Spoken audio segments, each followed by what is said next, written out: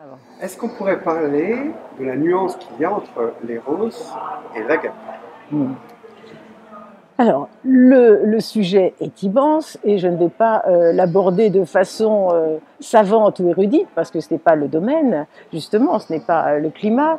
Mais je pense que les théologiens se sont ingéniés, et puis d'ailleurs dès la traduction de la Bible, se sont ingéniés à faire une bonne distinction entre Eros et Agapé. Eros serait le désir, enfin du moins surtout chez les catholiques et protestants, Eros serait le désir physique, donc suspicieux, païen, etc., puisque c'est l'éros platonicien, et charnel, donc attention, concupiscence, fornication, stupre et péché de la chair, alors que agapé, qui est presque éthéré, mais en tout cas tellement bon, tellement charitable, tellement etc. L'agapé serait cet amour universel, détaché des liens suspects de la chair et des sentiments. Voilà.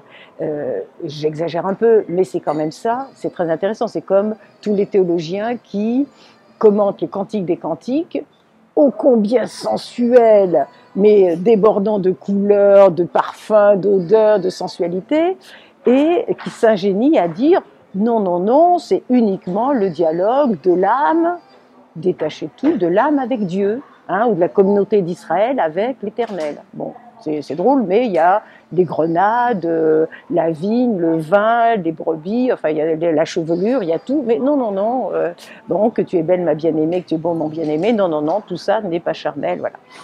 Donc,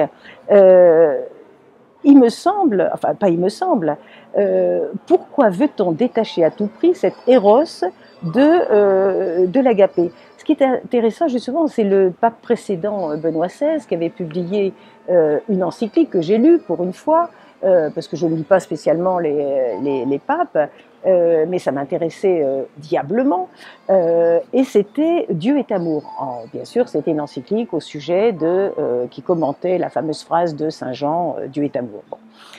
Et c'est amusant, grand théologien, hein, cardinal Ratzinger, Benoît XVI, très intéressant parce que lui maintenait bien sûr, il avait intérêt, cette distinction entre l'éros, pour faire bref, l'éros païen, et le christianisme a inventé l'agapé.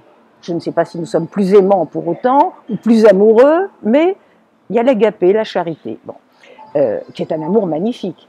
Mais alors, chez les orthodoxes, il y a heureusement l'éros divin qui est maintenu. Mais l'éros platonicien est un éros illuminateur et transfigurateur. On relit ou on lit le banquet de Platon et on voit comment, en effet, par cette puissance extraordinaire du désir, qui n'est pas convoitise, on confond toujours, hein, comme avec les bouddhismes, maintenant tout désir est affreux. Bon, non, le désir est magnifique, c'est une flamme qui fait avancer.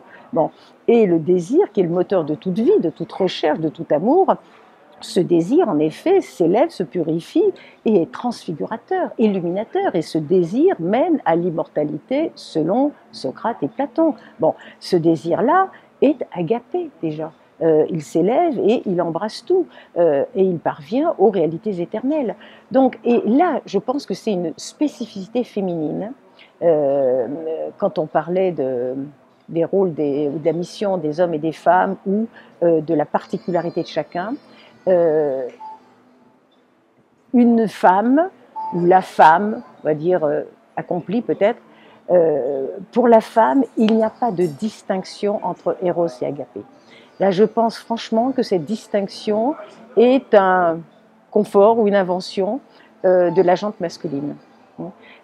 Ça me paraît vraiment très différent.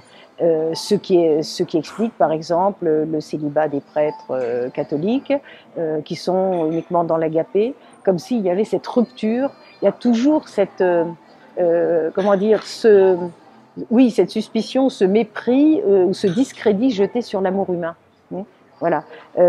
Donc, il n'y a pas de distinction, il y a une progression. Et c'est à la fois un embrasement et un embrassement. Et c'est ça qui est magnifique dans l'amour. C'est la réalisation de l'amour divin. Oui, bien sûr, sur Terre. Donc ça, ce n'est pas moral.